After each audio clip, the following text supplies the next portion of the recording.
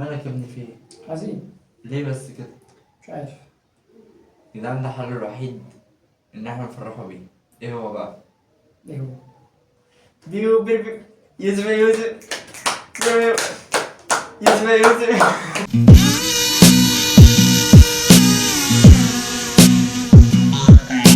السلام عليكم ورحمة الله وبركاته. السلام عليكم ورحمة الله وبركاته. يا ربي وحشني جدا جدا جدا. ده تاني فيديو. مش عارف هيبقى بعنوان ايه الصراحة. لما نشوف الأول بعد كده هنقارن بقى بعنوان ايه. خش يا ابني للتقيل. يلا بينا. يا اسطى مكتوب ايه أحسن بروجوب في مصر؟ انا قريتها بلوجر. هو فرحان ليه أصلا؟ ولا كأنه جاب جون في نهائي كأس العالم. وحاطط اغنية دي علامة هتبقى بداية. يا لون يا بدر. ضراع. يا اسطى انت عارف ايه معناها يا اسطى؟ معناها وحش يالا اهرب يالا. اوسخ حاجة في الشعب المصري ان هو بيقول اي كلام من غير ما يفهم. حرفيا يقول لك انا زي الفل. زي عارف أنا زي شفت الفل. العيال اللي هي بتجيلك مثلا تقول لك يا جدعان الراجل ده بيعمل احسن بروجكت في مصر. حبيبي اخويا حبيبي حبيبي اقسم بالله اخويا يا عم اخويا. ما كان ما في ايه يقول غير ده اصلا.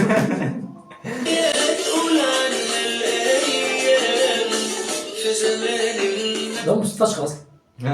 هات يا عم اللي بعده. عملت عيد ميلاد لصاحبتي بأقل من 12K. في الفيديو ده هقول لك ازاي تعمل عيد ميلاد. 12 كده 12,000 عيد ميلاد. ده انا عمري ما اتعمل لي عيد ميلاد. وايه كده ده اصلا؟ ده انا كام؟ انا 18 سنه ما اتعمليش عيد ميلاد واحد. معلش يا اسطى انا هقول لك انا عيد ميلاد السنه الجايه. يا اسطى ما تعملش عيد ميلاد يا اسطى. ولا انا والله. خلاص لا خلاص. مش عارف بس عشان عامل بتاعت فواكه. فواكه ايه يا اسطى؟ كريم الفواكه.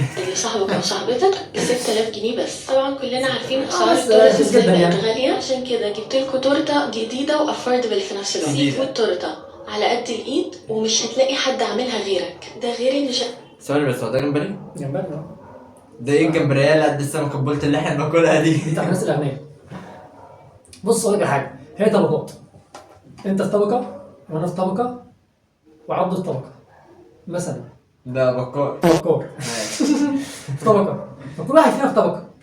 فاهم؟ انت مثلا واحد بتصحى كل يوم تاكل شوفان والحاجات دي، انا واحد بصحى باكل فول وطعميه زي اي شعب عادي جدا. بكار ده مش لاقي ياكل اصلا. ايوه صح. فاهم قصدي؟ فهي طبقات. صح عندك حق. وبعدين ده اصلا صاحب عيد ميلاد دي، انت لو كلت الحاجات دي كلها لو بتقول لك جاتوه فين؟ انت فين التورته؟ فين التورته؟ انت خلص واتجوز بقى. ما ينفعش تنام بالموضوع ده. فعلا. انت لو نمت يبقى بالراحه من خدك. دفاع النهارده.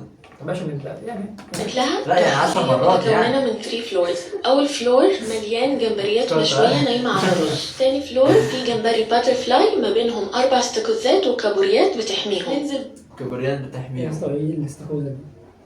مش هي شايفها؟ الاستاكوزا دي الجمبري؟ لا مش هي الجمبري؟ شايف دي اللي هي الكبيره دي اللي لونها احمر؟ هي دي الاستاكوزا. ماشي جمبري الام. هي دي الاستاكوزا. جمبري الام برضه. نكمل. ما هي كبيره ايه امها؟ بجد؟ كبيره يا اسطى، ما هي نفس ما اعرفش، ما فيهاش كده الصراحه. انا اكلتها. انا عامل زي عبد فقير برضه ما باكلش. الفلور الارضي وهو الفلور المقالي، جمبري نونه وجمبري ضخم وفيليه مقليين، وطبعا ديكوريتد وذ هبل ان بلح بحر. ما ده برضه كل المخلوقات البحيريه دي حلوة. نايمين على الرز. وبغض البصر عن ان شكلها تحفه ومش محتاج حاجه، قررت ازود حاجه من عندي. قلت كمان هزود لها شمعوات. حطيت اراوند 376 شمعه في ايتش فلور. لما نورت الشمعوات كم شمعه؟ ما سمعتش. 76 شمعه ليه؟ مش عارف. ده اكيد عيد ميلاد مامتك. شكلها بقى تحفه. عايزه اقول لكم ان انتوا لو هتجيبوها لاي حد اضمن لكم ان هو هينبهر بيها. هينبهر او هيتصور بيها. يا اسطى ده تخيل بعد ما تطفي الشمع تلاقي الجمبري عليه شمع. كله بقى بشمعة. وغير كده بقى تلاقيه بقى بهيج. انا بهيج ملك فوسفور العجين. انا المحل بتاع بهيج. ملك فوسفور ايه؟ ده تبقى بهيج بنفسه. انا بهيج بنفسي فعلا. انا صاحب المحل. كمل. احتفلت بروز روزانا وعيد ميلادها، وقررنا بقى بعد كده ان احنا ندوق. اول حاجه كلتها الجمبري المشوي في الدور الاول، سواه تحفه وطعمه هو عيد ميلاد مين؟ صاحبتها. هي بتاكل ليه؟ ما هي اللي دفع. عسل سلوم. وبعد كده نزلت عسل سلوم الباترفلاي، وعمرهم ما فشلوا ان هم يعملوا الصوص يجنن. ونفس صوص الباترفلاي محطوط على الاستاكوزايه طريه وطعمها استاكوزا قوي. واكتر طعمها استاكوزا. طعمها استاكوزا قوي. دور خلص بسرعه من حلاوته الدور التالت. بجد يا جماعه من احلى التواريت اللي ممكن تجيبوها في حياتكم، غير ان شكلها بيكون تحفه وسعرها ايه؟ دي محتاجه تتعلم لغه تانية يا عم على الله. ده بس اللي حكايتها جميل والله. اكتر حاجه ندمت عليها ان انا ما طلبتش 2 أو 3، وخصوصا ان بيجي معاها كل انواع السلطه زي ممكن تتخيل. شيرين بزون يا عم. دول بيقولوا اعلان. لا لا اقفل يا عم. لسه. اقفل. ما نعملش اعلانات لحد. شيرين الناس بزون. كلها عارفه اصلا. الناس كلها بتحاول عشان نعمل اعلانات. مال ازاي بس؟ ما انا هقول لك ازاي. لا لا اقفل. انت مش عارف شيرين بزون؟ لا بس هو طالب ان انا اعمل له اعلان. تعرفوش؟ لا. تعرف ان الراجل ده عندنا في الكنيسه، عندنا هنا في الكنيسه. لا والله. اه والله. اسمه هاني. اقول لك بقى. امبارح كنت قاعد، خد بالك انت سهران، ايوه. ف مش عارف يا اسطى، شارب كوبايه شاي وقاعد في البلكونه. ده الشاي اللي هو من طريقه عمل الشاي. اه ماشي. بتاع الفيديو اللي فات. ماشي. المهم يا اسطى قاعد في البلكونه، قال لي لك الكنيسه اللي قدامنا بتقدم الفجر. ايه؟ مش فاهم ازاي بقى. لا ده اثر الشاي. انا مش حاجه. ده اثر الشاي، اسمع مني. والله ده اثر الشاي. اللي خلانا قبل ما امشي كان بيسقط كلام. اصلا اه. نفسح اللوك ونعمل ستايلنج للحلق الخاص. طب بس هدوك في الثلاجه يعني ولا مش فاهم. سندوتش برجر مثلا. كل ده اسم حلقه. تخيل تفتح سندوتش برجر تلاقي فيه الحلقه ده. انت متخيل اصلا ممكن تدخل جنينه حيوانات تلاقيها. تلاقي قرد راكبها اصلا. تلاقيها هي. هو عايز ياكل اصلا. طلع الفلتة التانية من الطبق بتاعها. ما هو فعلا طبق خاص. والاسوره العربيه، الخاتم بس دي رايحه حضانه. الصورة عربية يا ابني. دي رايحه حضانه. يا ابني انت مش فاهم. ده انا عمري ما لبستها وانا انت صغير. ما بتفهمش في النيويورك. طبعا الخاص هيبقى محتاج ايه؟ والله يا فنانه الخاص هياكل من ده حضرتك حته. الشنطه الكرواسون. الله. ده اللوك بتاع النهارده. تعرف ان الشنطه تاني المفضله الكرواسون. بجد. لازم هو في كل حته بقى شنطه كرواسون. لو مش معايا احس ان انا جعان. ده بجد بجد. انا هجيب لك واحده. بس الطعم ايه بقى؟ انا بحب الجبنة. لا انا معايا بالشوكولاته. لا انا عايزها بالجبنة بعد اذنك. انا هدور لك. I love it I love it I love it I love it. ما كنتش متخيله ان الحلق هيبقى شكله كده. I love it I ناقص love بس it. حتة جبنة. يا اسطى. ناقص حتة يا اسطى. جبنة. وحتة برجر. يا اسطى. خلاص كده. يعني ايه اللايف؟ يعني I love it. يعني ايه الكلام ده؟ I love it. يعني ايه يا اسطى الكلام ده؟ I love it. يعني استهجالك. يعني انا هحب ذلك. قولوا لي رايكم في التعليقات. ماشي. وفي تعليقات اصلا؟ مش عايزين. وفي تعليقات اصلا؟ مش عايزين نشوف اصلا. ايه اللي انت عملته ده؟ ايه اتجوزت القطة؟ عملت ايه يا اخويا؟ اتجوزت القطة؟ اه اتجوزت القطة. هي جت معاك ازاي؟ الموضوع ده جه معاك ازاي؟ عادي زي الناس. زي الناس. ما تستفزنيش. يعني ايه زي الناس؟ يعني مفيش حد عمل اللي انت عملته. ما تقوليش بقى زي الناس. في ناس عملتها على فكرة. مين عمل؟ مين اصلا اتجوز قط قبل كده؟ طب واللي هيتجوز قطة هيجيبوا ايه؟ اجيب ابو لول. صح؟ اجيبه مش عندي غير تاني يعني. راس بني ادم وجسم قطة بس كده. بيقول لك ناس كتير عملت كده. اسمع مني بس. انا مش عندي قطط. انا شفتك. ما تلبسش قضيه بعد اذنك. نزل لك ما فيديو. لا بعد اذنك. انا شفتك. فين؟ انا شفتك. اثبت. هبقى اصورك. ص- هبقى اصورك. صورني. انت كل يوم خميس. خلينا بقى ساكتين بقى. عملت ايه اتجوزت القطة؟ اه اتجوزت القطة. هو بيتكلم كده لا ليه؟ انا ما شفتش حد عمل كده. وهتجوز انا القطة. اعرف ناس عملت كده عشان كده انا خدت فكرة منه. الموضوع جه معاك ازاي طيب؟ عادي يعني انا ما لقيتش واحدة اتجوزها. ليه؟ مش واثق من نفسك؟ هو تقريبا يا اسطى رحب بواحدة راحت قالت له ايه؟ روح شوف لك كلبة، بس هو ما لقيش كلبة. فقرب له ايه؟ جاب قطة. قطه. اه ايوه. ليه الكلبة هتعضه وهتبهدله؟ فلا لا لا. انا عامه عندي ناس كتير جدا متجوزه قطط. يا لهوي. للدرجة دي؟ ببعد عنهم بقى. ما بثقش في حد. ما بثقش في حد. ايه دي؟ الحيوان هتثق فيه. طيب احنا بنحب الحيوانات علشان هم لطاف وجمال، لكن مش نتجوزهم. لا عادي. اقنعها ازاي اصلا؟ ان احنا نتجوزها. جه معاك ازاي في الاول؟ انا زي ما بقول لك كده ما لقيتش واحده اثق فيها، فعرفت ان ممكن انا اتجوز قطة. اشتريت قطة خليتها معايا الاول، بعد كده اتجوزتها. ده شرع مين بقى؟ القطه ده مش شرع، ده قانون الفيفا. ده استحاله يكون شرع ده. ده ولا فيفا.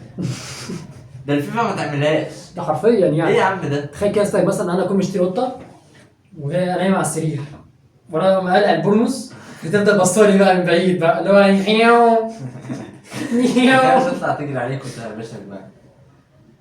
لا بتوجع دي. هتمشي تنقص. قال الكلام ده مقنع؟ ده مثلا بدأت ازاي؟ يقول لي كده انت بدأت ازاي من الموضوع؟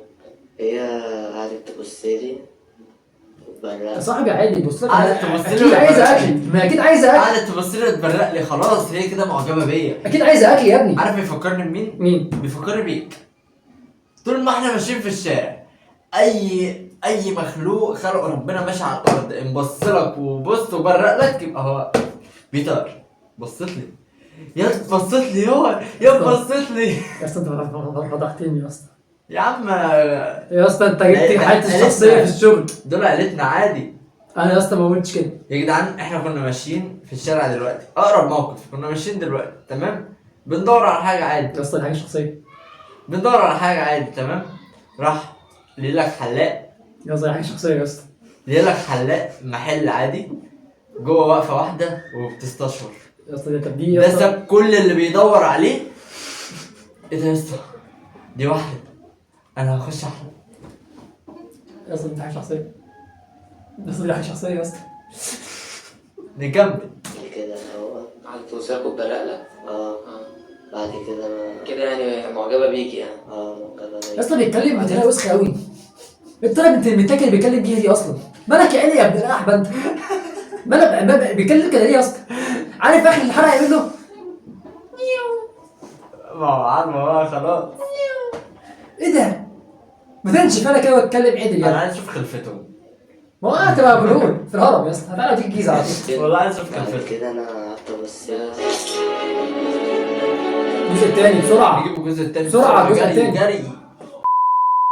ان انت قعدت تبص للقطة، هي بصيت لك ورحت متجوزها. بعدين بعد كده قعدنا نتكلم. ياه بقيت هي بس وانا اتكلم. يا دين امي، قعدت تبسبس وانا اتكلم. يوسف تصدق حصل معايا موقف النهارده؟ والله مش هتصدق ايه اللي حصل. اقول لك ايه اللي حصل؟ ماشي، لا هقول لك خلاص يا عم، خلاص ما تزعليش بقى. دي يعني كده بتتكلم بالنسبة لك؟ انا بفهمها والله. تقولي بحبك بطريقة بس انا شايف ان كده بتجزقها لك ولا بتجزقها ازاي؟ انا نفسي افهم. فكان في مثل بيقول لك ايه اللي واخد السمنه من بس كامله تروح عملت عليه حاجه زي كده، هو ده ماشي بيها. اللي انت بتقوله اي حاجه زي كده، زي الفخ كلب بيضها مش عارف ايه معناها. يا عم ابو بكر كانت بيضة. القطة كده بتحبك بالطريقة دي؟ انا بقول لك بفهمها، وهي فضلت تبسبس وهي بتبسبس قالت لي بحبك بطريقة البسبس. هي قالت لي بحبك وانا قلت لها يلا نعمل واحد. يلا نعمل واحد. نعمل واحد الدنيا دول شاطر. اصل اقول لك على حاجه، اصل الوقت لما تبسبس يبقى ايه اخرها؟ عايز تاكل او تشرب. ايوه، انا او عادي. متضايق منك في حاجه. فاهم. لكن ايه تبسبس وانا قلت له وانا كمان ما اعرفش. لا انت مريض. مش مريض، انا مفيش حد عاقل في الدنيا يقول اللي انت بتقوله ده او يعمل اللي انت بتعمله ده. ازاي؟ كان بقول لك في ناس كتير عملت كده. مين دول كده؟ انا ناس اعرفهم. لا مين انت بقى؟ بس. انا نفسي اقابل واحد مين متجوز بقى؟ كلبها. انا نفسي افهم مين. نفسي اقابل واحد متجوز كلبه. نفسي متجوز اي حيوان مش اليف. هتلاقي. يعني هفشخه فيها. لا في ناس اعرف. طيب القطة ديت احنا ناخدها منك؟ لا ما حدش هياخدها مني. انا هاخدها، دي مراتي. عنده دماغه والله. حاسب بس كده، دي مراتي. مراتش ابعد بس كده عنها. يا عم كان محدش هياخدها. محدش هياخدها، بقول لك دي مراتي. جوزي يا ده كاري. هي من بعيد. استفزني. مش ناوي تالت؟ لا كفايه كده عشان تعبت. انا تعبت جالي احساسيه بجد. انا كده يلا اللي بعده يا عم. بسبوسة جالت بسة وقالتها بسبوسة.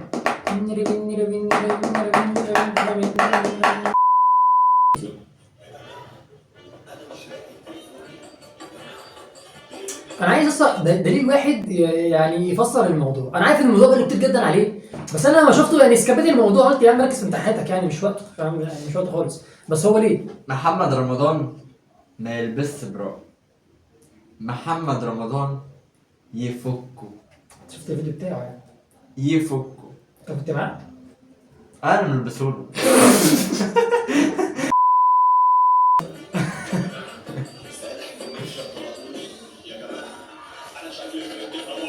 الله الله الله الله الله الله. ده الرد بتاع مرتضى منصور. بجد اللي هو الكلام مرتضى منصور يقول اي حاجه هتبقى صح. اي حاجه حرفيا هنسمع. هتبقى صح. الفنان محمد رمضان، لا سوري، بتاعت محمد رمضان بجد، اللي هو ترتر وقميص نوم وبدلة رأس. بالظبط. تصدق بالأمن بالله؟ لا افتكرتها رقصة زنجية. يا دين امي. ده اداله في وشه. ده اداله في وشه. رقاصة صح زنجية. صح رقاصة زنجية. رقصة زنجية. فعلا هم برضه رقاصين عامة. الزنجيين بيبقى شعرهم اكرم. وبعدين يا اسطى في حاجه مهمه فشخ عمري ما فهمتها في الناس الزنوج. ايه بقى؟ يا اسطى بيبقى شكلهم اسود أيوة. وشعرهم بيبقى احمر. ايه ده؟ إيه القرف ده اصلا؟ لا ده بجد والله. ايه القرف ده؟ تكون مثلا واحده ماشيه وشعرها احمر. قرف. تخيل. ده محمد رمضان بجد ولا انت بتهزر؟ والله محمد رمضان فعلا في مهرجان في ماتشيكو ليك وحاجة تانية. متشيكو ليك وحاجه زي كده مش فاهم. متشيكو ليك يعني الحفله بتاعته كانت في متشيكو ليك. مش مركز ولا ايه؟ انت عملت البتاعه دي انت رافعها اصلا وانت مش مؤثرة على دماغي. صح؟ حرفيا والله مش الدرجه يعني. انا حسيت كده. يبقى خلاص يبقى عمل قطع وفتح خلاص. قطع وفتح. يا دين امي يا اسطى. ده يا اسطى. انتهت حلول الدنيا العالم. الناس كلها بتركب وبتخلع قطع وفتح. قطع وفتح على طول. قطع وفتح. طب على طول. على كده محمد رمضان شاف الرد ده؟ مش عارف والله ما يقدر يطلع يوم. كم؟ محمد رمضان يا جماعة عمل قطع وفتح. فتحة كده وفتحة كده. خلاص. ده بيشرح. ده بيشرح الموضوع. خلاص. هو ده محمد رمضان اللي قال له رئيس سيسي فين السلاح؟ السلاح هيصدي. فين السلاح؟ خد سلاحك وروح حارب. جعفر الزنجي. وانت كنت فين؟ كنت بذاكر. هو اللي هيصدي؟ ولا هي اللي صدت المقطوعة بتاعتك؟ يا اسطى ده فشخ يا اسطى. ده فشخ بجد. استنى محمد رمضان بقى. نشوف بقى يقول ايه. انا كنت مأجل الرد لان كنت مركز في الحفله الثانيه في يا مانشستر. اسطى كل ده كوتش. ده كنتش طالع من ماينكرافت. يا اسطى هو مرخصه ولا ده؟ الحفله بلاقي طيب بلاقي ولا فيها اسمي واسم بلدي واسم جمهوري اللي في ظهري من اول يوم. جمهوري اللي حافظني وكبرت قدام عينه عارف ان محمد رمضان عمره ما لبس واحده ست لا في فيلم ولا في مسلسل. خلاص كلام مظبوط. محمد رمضان ما لبسش واحده ست ولا في كلامه ولا في مسلسلاته ولا في مسرحه ولا في اي حاجه. معروف. مع كامل احترامي للفنانين اللي عملوا. جمهوري اللي حافظني عارف ان محمد رمضان لبس حلق في فيلم وكليب ولكن في الحقيقه عمره ما لبس حلق. ايوه ولا عمره لبس حلق في مسلسل عزيرو ولا كان هارلي؟ هارلي؟ انت كنت معايا في الفيلم ده؟ لا كنت معايا. انا بستول. حظر انت هو. كويس. جمهوري اللي حافظني وكبرت قدام عينه عارف ان اكيد الاوتفيت الاولاني في الحفله الاولى محمد رمضان ما يقصدش انه يطلع بالشكل اللي اترجم بيه على السوشيال ميديا. احنا كان الغرض انها تبقى حاجه فرعوني. فريده كتر خيرها يمكن ما كانتش ليه فريده كده فريده؟ ليه فريده طب كده هو فريده؟ فين الفراعنه اللي لبسوا؟ انا مش عارف ما اعرفش. فين؟ حاجه فرعونيه يلبس مثلا اصفر في ازرق. عمري ما شفتها. لا ما فيش اصلا فرعون لبس. لا فاهم؟ في يا اسطى. مين؟ مش عارف بس في. انا شفتهم في الاهرامات كانوا لابسين حاجات زي دي. كانوا في محطوطين في الحاجه. طب اقعد جنبه بقى السنتار. طب ليه يا اسطى؟ كفايه بتاعت العصايه شويه ولكن اكيد محمد رمضان اللي احنا حافظينه ما يقصدش لان محمد رمضان اللي احنا عارفينه ما يلبسش برا، محمد رمضان يفكه يا ليفا. يا ليفا يلا يا ليفا يا ابني. في مرض اسمه سرطان. امال في ايه؟ يعني ايه الجمله دي؟ عمال تقول طبعا مش فاهم الجمله. لا انا بسال، انا مش فاهم، مش فاهمني. عارف دكتور محمود صلاح ده دايما بحسه بيرد السؤال بسؤال. مش عارف يا اسطى، غريب فشخ بجد والله. هل في حاجه اسمها كده؟ مش يمكن. مفيش. مش يمكن. ممكن. واصلا الراجل ده على طول اصلا هو وشه شبه البيضه. هو اي حاجه التاني يقول له ايه ده بجد؟ طب ازاي؟ قول لنا يا فندم. لو يرد عليه بحاجه ثانيه بره الموضوع. ازاي؟ ايه السؤال؟ يعني السؤال ده للاطباء، هو في فعلا مرض اسمه سرطان؟ يعني في عايزين حد من الاطباء يجاوبنا. هل في مرض حقيقي اسمه سرطان بيصيب البشر؟ وما هي ماهيته؟ يعني مثلا انا بقالي 4 سنين بتبرع من مستشفى 76 سنه. فلوسي فين يا ولد؟ مش عارف بجد والله فين بجد. فلوسي فين؟ يعني انا بعمل خير من البحر. ده انا راكبه وبرميه بقى في حته بعيده. ايوه انت عندك عدد كبير من الناس توفوا بسبب الكانسر والسرطان رحمه الله عليه. الموضوع ده رحمه الله عليه مش حاسه حقيقي، بس لا انا بس شايف كلمه مرض السرطان دي خدعه يعني ولا ايه؟ الاطباء يجاوبوا. طب ما انت المفروض قاعد يعني دارس وفاهم. جاوب انت. نكلم دكتور. ما هو دكتور اسمه دكتور محمود صلاح. هنكلم دكتور بجد نشوف الموضوع. هل هناك مرض؟ لازم المشاهد يفهمه. ماشي، ما انا برضه عايز افهمه زي المشاهد. هل هناك مرض حقيقي اسمه الكانسر، ولا ده خلل في الخلايا وهي بتنسخ نفسها وبتبتدي تكبر بشكل مش طبيعي ويمكن التغلب عليه باشياء اخرى؟ ايوه اللي انت وصفته ده هو ده الكانسر. وصف الكانسر. حلو. الناس بتموت من الكانسر وبتموت من علاجه. يعني ايه الناس بتموت منه ولا بتموت من علاجه؟ ما اكيد بتموت منه يعني. ممكن يكون علاجه. ليه؟ ما هو اللي بياخد علاج، في ناس بتاخد العلاج وبتخف. لا بقول لك ايه؟ بقول لك ايه؟ لا بقول لك ايدك ما تتمدش. ايدك ما تتمدش. العلاج بتاعه بيأثر على الجسم بشكل كبير، بس هو هدفه العلاج بيأثر على المناعه، لكن الكانسر بيدمر خلايا الجسم فطبيعي هو اللي بيموت. ماشي، العلاج الكيماوي بيعمل مشاكل في المناعه دي حاجه ثانيه، بس اساس المرض هو الكانسر، هو اللي بيعمل مشاكل في التكوين. الله بص كده قال ان هناك علاج شافي وواضح. هو معلش سؤال، هو البرنامج ده بيتعرض فين؟ مش عارف. بتكلم بجد والله. ممكن تقول لنا في الكومنتات. بيتعرض فين؟ انا حاسس ان هو ملوش مكان غير على التيك توك. مش عارف، انا نفسي حاجه من زي دي في التلفزيون. نفسي يعني حاسس ان ده ملوش وجود اصلا. نفسي. ولا مش فاهم. A few moments later. واحدة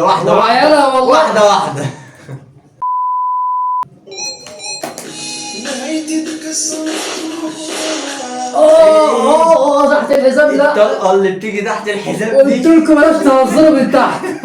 قلت لكم 100 مرة. ده الطلقة اللي بتيجي تحت الحزام دي. حياتي دي لعبة ملعوبة. طب ما تقفل الازاز يا رحمة.